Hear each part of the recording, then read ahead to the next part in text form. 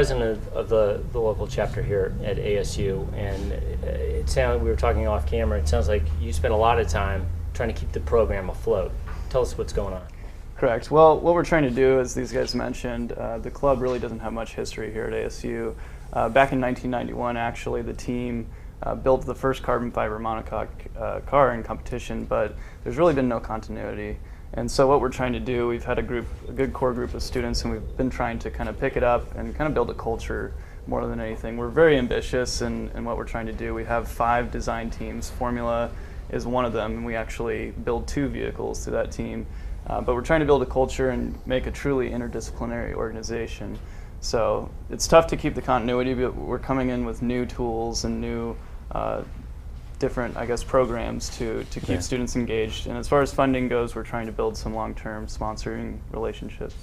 And you had some funding cutbacks this year, I understand? We did. We had the luxury in previous years of getting quite a bit of funding from the university from various sources. We're not directly supported.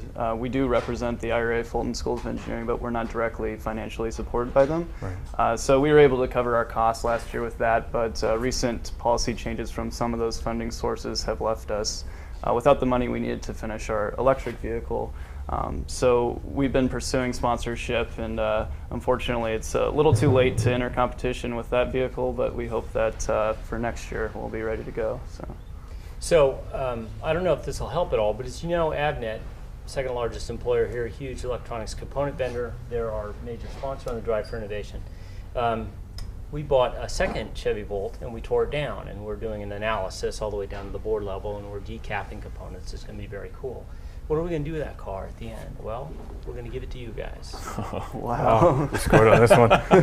That's the surprise. That's awesome. Thanks so much. So, so you get the car, you get all the components, you get part of the battery. Some of our guys are going to take a few of the cells out and do some additional analysis on it. It's still a lot of battery. But, yeah, it is. But you'll get most of it. So look huge. for that May timeframe. That's awesome. Be sure to give you a hug later. Yeah. Thanks. Yeah. So Thank you. congratulations, guys. Thank you very much.